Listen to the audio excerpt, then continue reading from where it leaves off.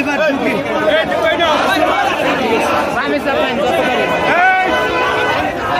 আমার পিছনে খালি যাও, আমার পিছনে খালি যাও।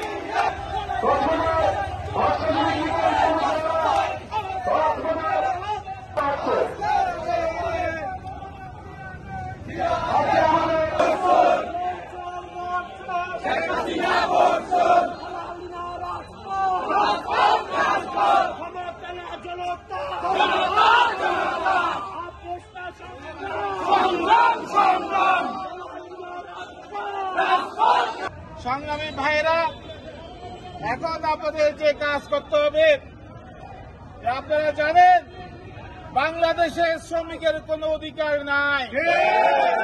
গত পরশু বারোয়াখালীতে একজন কৃষককে গুলি করে মারা হয়েছে। সেই কৃষক ভাইয়ের প্রতি শ্রদ্ধা জানিয়ে, সম্মান জানিয়ে আমি যে কথা বলতে চাই, মানুষের জীবনের নিরাপত্তা নাই, শ্রমিকের জীবনের নিরাপত্তা নাই, কৃষকের জীবনের নিরাপত্তা নাই, জনগণের জীবনের নিরাপত্তা নাই। আজকে সবাইকে আন্দোলন করে, ঐক্যবদ্ধভাবে আন্দোলন করে এই বুট সরকারের পতন ঘটাতে হবে। ভাইরা আমার, শ্রমিকের কাজ সেটাও সম্মানের। মনে রাখবেন যে শ্রমিক যদি আমরা সংগঠিত করতে পারি সারা বাংলাদেশে, ছাত্র যদি সংগঠিত করতে পারি, ইনশাআল্লাহ বিপ্লব অবশ্যই সফল হবে আমাদের।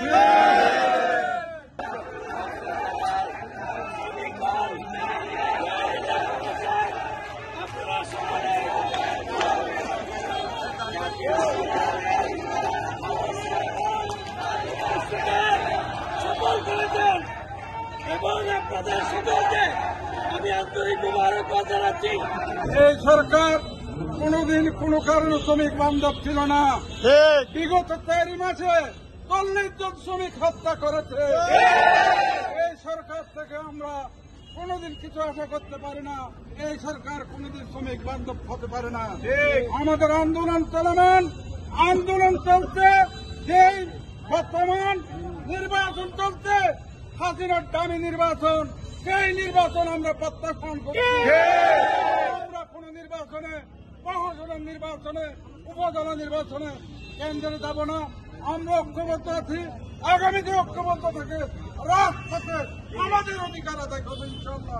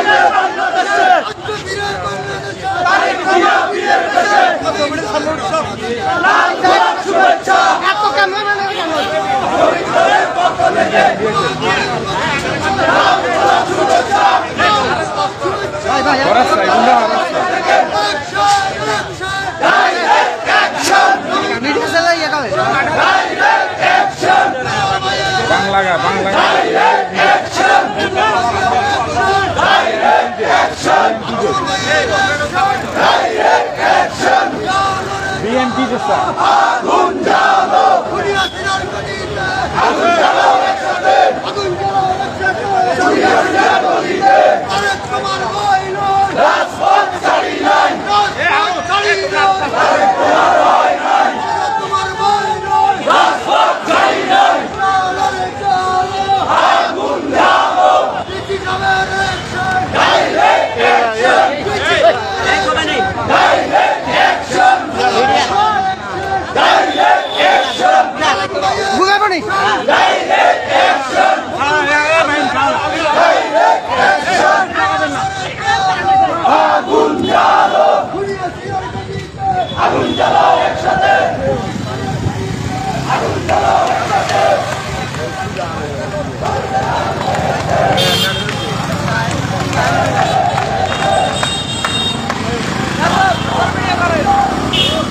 প্রোগ্রাম হবে কোন না সাধারণ ভাই পাশে চালায়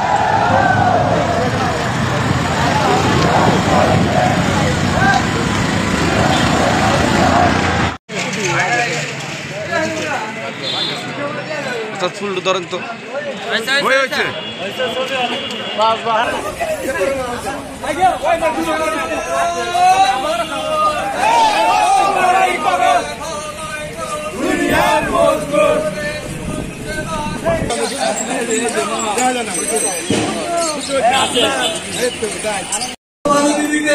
ওরা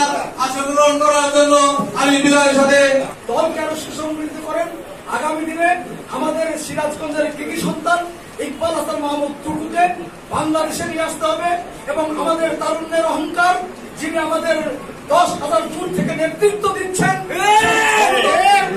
গণতন্ত্রের অগ্রনায়ক, সেই আমাদের পার্টির ভারপ্রাপ্ত চেয়ারম্যান তারেক রহমানকে আন্দোলন সংগ্রামের মধ্য দিয়ে রাজপথে রক্ত দিয়ে তাকে দেশে নিয়ে আসতে হবে।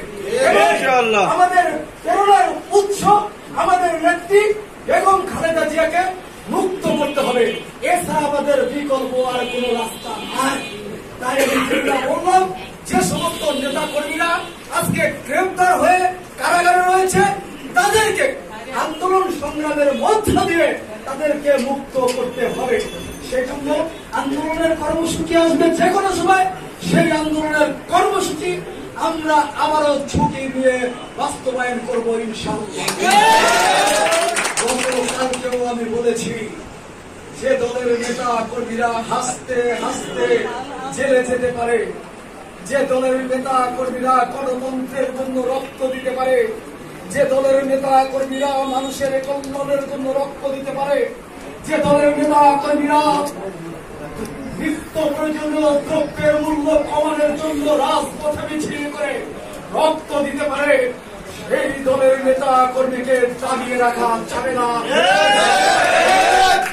ইনশাআল্লাহ আমরা শ্রমিক দলের নেতৃত্বে, ছাত্র দলের নেতৃত্বে, কৃষক দলের নেতৃত্বে, যুব দলের নেতৃত্বে, স্বেচ্ছাসেবক দলের নেতৃত্বে, এই বাংলাদেশে মহিলা দলের নেতৃত্বে, মহিলা দল ভাইটাল সংগঠন, মহিলা দলের নেতৃত্বে, চাষাসের নেতৃত্বে, সকলের নেতৃত্বে আমরা আন্দোলন করে তুলবো ইনশাআল্লাহ। সিরাজগঞ্জে ইকবাল হাসান মাহমুদ টুকুর নেতৃত্বে এবং রোমানা মাহমুদের নেতৃত্বে আমরা আন্দোলন করে তুলবো ইনশাআল্লাহ। সবাই ভালো থাকেন, সুস্থ থাকেন, গরমের মধ্যে আপনারা নিজেদেরকে সেফ রাখেন। এই বক্তব্য দিয়ে এই বক্তব্য শেষ করছি। আসসালামু আলাইকুম।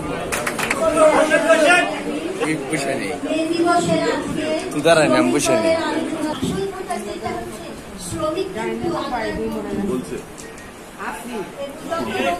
এসেছিলেন, সকলেই শ্রমজীবী ছিলেন, কাজেই অনেক সম্মানিত জায়গা এটা। আপনাদের ধানের মূল্যায় দুনিয়াতে না পেলেও করে সব জমা হচ্ছে, তাই মহান আল্লাহ তাআলা সেটা আপনাদের কাজেই আপনাদেরকে আজকে এই দিনে সবাইকে আমি অন্তরের অন্তঃস্থল থেকে দোয়া একটু সালাম জানাচ্ছি।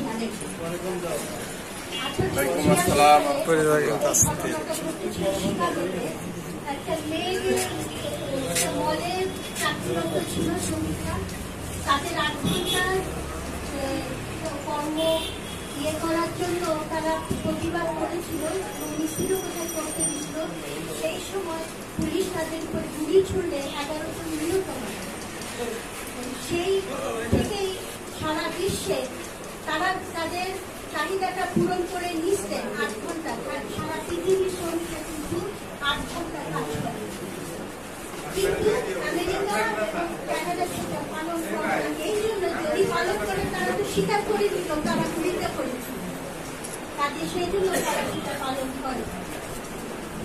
শ্রমিক ভাইদের সঙ্গে যদি কিছু করি, আজকে তাদের কারণে দুবাই, আরব আমিরাতে বড় বড় বিল্ডিং হচ্ছে, রাস্তা হচ্ছে, তাদের এই ঘাম দিয়ে হাতে খোসা করে যায়, সেই কাজ করে শুধু টাকা রোজগার করে দেশে তার পরিবারকে চালানোর জন্য। আমাদের মহিলা শ্রমিক যারা গার্মেন্টসে কাজ করছেন, তাদের সুনিপুণ হাতের কাজ। আপনারা যদি কখনো বিদেশে যে ডিপার্টমেন্টাল স্টোরে দেখেন মেড ইন বাংলাদেশ এবং made in Cambodia, made in Sri Lanka, আপনারা মিলিয়ে দেখবেন বাংলাদেশের কাপড় সবচেয়ে সুন্দর, সেলাইয়ে সুন্দর, ফিনিশিংয়ে সুন্দর। বিদেশিরাও গার্মেন্টসে তারা স্বীকার করেছে। কাজেই আমরা অহংকার বোধ করি আজকে এই শ্রমিক ভাইদের কারণে আমাদের দেশের চাকা চলে, বিদেশ থেকে অর্থ আসে। আমাদের মহিলা শ্রমিক যারা গার্মেন্টসে কাজ করছেন, তাদের সুনিপুণ হাতের কাজে তরুণ অর্থ আসছে এবং এই দেশ চলছে। তাদের এই অর্থ ফুয়েলের কাজ করছে, তাদের এই ঘাম ফুয়েলের কাজ করে দেশকে কাজে শ্রমিককে সবসময় তার শ্রমের মর্যাদা দিতে হবে।